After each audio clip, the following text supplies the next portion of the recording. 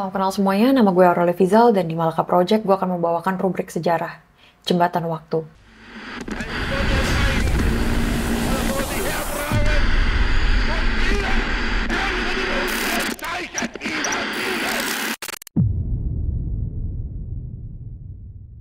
Sejarah yang akan kita bahas pada hari ini bukan sesuatu yang sudah terjadi di belakang kita, melainkan sesuatu yang masih amat sangat terasa hingga detik ini, saat ini teman-teman kita yang berada di tanah Palestina masih merenggang nyawa, hak-hak asasi manusia mereka masih belum terpenuhi, dan mereka masih hidup dalam ketakutan dan juga ketidakbebasan. Pada saat draft video ini dibuat, 15.000 warga Palestina sudah merenggang nyawa di Gaza, tetapi saat ini direkam, baru gue update, ada lebih dari 20.000 warga Palestina sudah meninggal dunia. Dan mungkin lebih dari apa yang sudah dilaporkan, angkanya mungkin lebih dari itu. Total kematian anak-anak yang di Palestina sekarang ini sudah melebihi total kematian anak-anak di seluruh penjuru dunia sejak tahun 2019.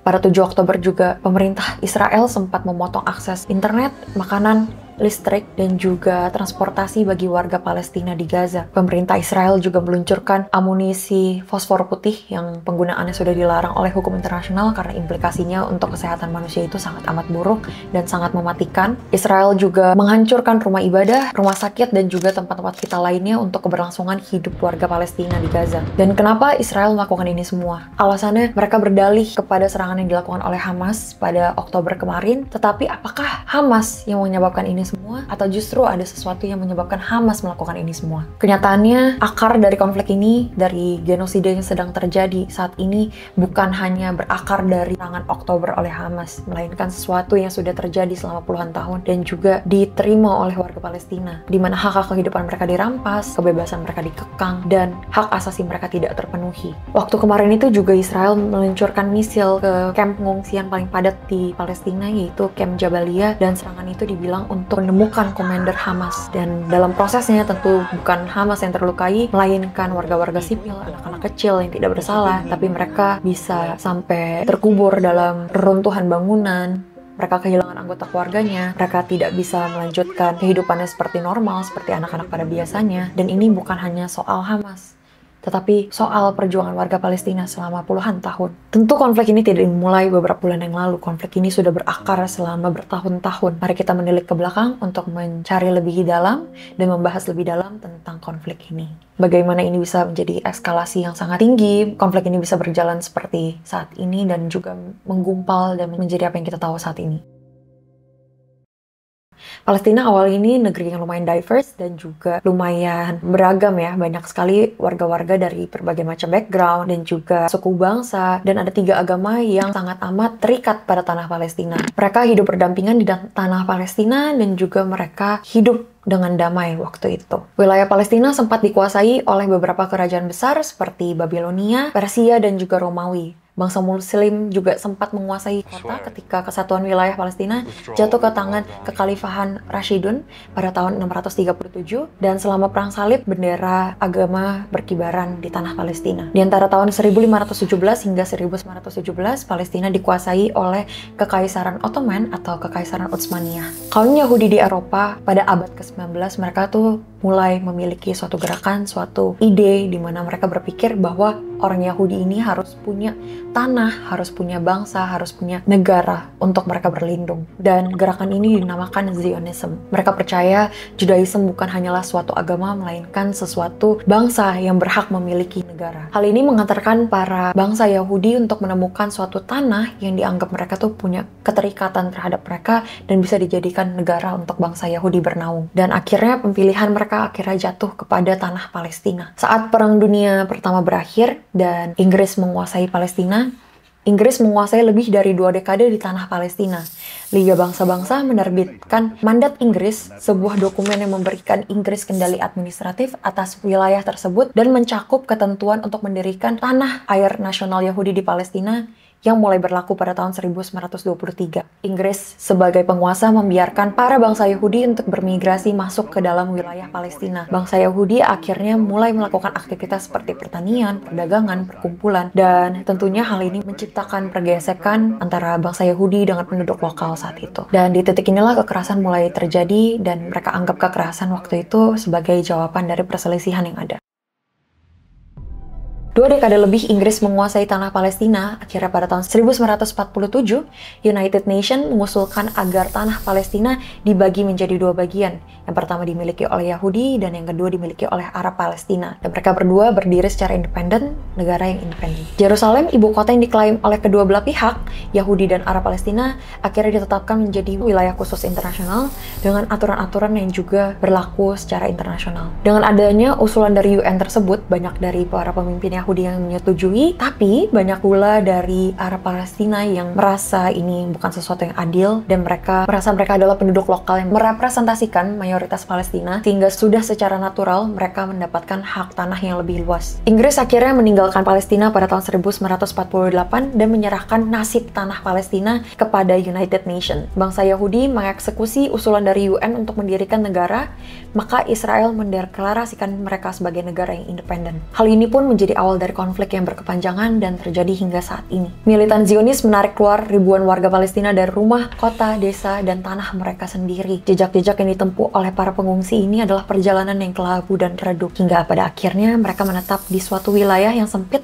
dekat dengan Mesir, yaitu jalur Gaza. Para Arab Palestina lain juga mencari jalan keluar lain, yaitu mengungsi ke negara-negara Arab terdekat seperti Suriah, Mesir, dan juga Jordan. Banyak pengungsi yang bermigrasi membuka mata dan kesadaran para negara Arab akan potensi penjajahan yang dilakukan oleh Israel terhadap tanah Palestina. Akhirnya negara-negara ini mendeklarasikan perang terhadap Israel. Pada akhir perang di tahun 1949, Israel berhasil membekukan para negara-negara Arab tersebut dan menguasai lebih dari 2/3 wilayah mandat Inggris sebelumnya. Akan tetapi, Jordan berhasil menguasai tepi barat Jordan dan Mesir memegang kendali pada jalur Gaza dan juga kota-kota terdekat. Tetapi, kendali yang dipegang oleh negara-negara Arab ini terhadap tanah Palestina perlahan-lahan menyurut. Di tahun 1967, Israel yang risau akan pemberontakan rakyat Palestina dan juga ancaman-ancaman dari negara tetangga, Israel pun meluncurkan serangan penuh kepada Mesir, Suriah, dan juga Jordan. Perang ini tidak membutuhkan waktu yang lama, hanya membutuhkan waktu 6 hari. Hanya 6 hari yang dibutuhkan oleh Israel untuk mengambil alih Gaza dan Sinai dari Mesir,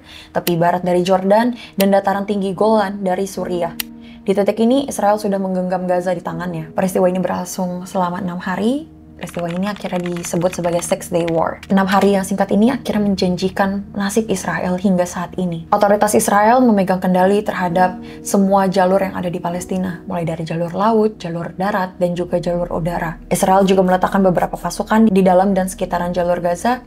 Melalui Erez Crossing, Israel memperbolehkan warga Palestina untuk pergi ke timur Yerusalem, tepi barat, dan juga Israel. Meski nasib warga Palestina ada di bawah Israel, mereka tidak pernah diakui sebagai warga negara dan diperlakukan sebagai penduduk asing. Israel terus menggempur eksistensi tanah Palestina dengan membangun pemukiman-pemukiman di dalam jalur Gaza, yang berarti merebut hak para penduduk lokal. Mereka tidak boleh melakukan pelabuhan dan juga bandara. Di sisi pembangunan dan bisnis dan ekonomi, Israel juga mengembangkan bisnis industri agrikultur dengan praktik buruh yang murah dan tidak adil, yang kemudian hasilnya diteruskan untuk pasar Israel. Kesulitan ekonomi yang terjadi di jalur Gaza akhirnya melahirkan gerakan amal baru, yaitu kita kenal sebagai Mujama al-Islamiyah, yang kini dikenal juga sebagai Hamas. Israel ini takut dengan adanya pemberontakan dari rakyat Palestina. Mereka semakin mengekang kekuasaan yang ada di Gaza dan juga tepi barat. Militer lokal dan rakyat digeledah, dihukum, dan ditangkap. Akibatnya tensi kembali meningkat. Titik ketegangan ini akhirnya memuncak pada tahun 1987, di mana sebuah truk Israel menabrak mobil yang dimiliki oleh pekerja sipil yang ada di kamp pengungsi. Hal ini menyebabkan amarah warga Palestina pun memuncak, dan mereka akhirnya memutuskan untuk memberontak dan melawan balik Israel dengan protes, serangan, hingga boikot. Pemberontakan yang terjadi ini akhirnya mengantarkan kita pada peristiwa Intifada pertama atau pemberontakan pertama. Pemberontakan ini melahirkan Hamas yang bukan menjadi bagian dari institusi politik.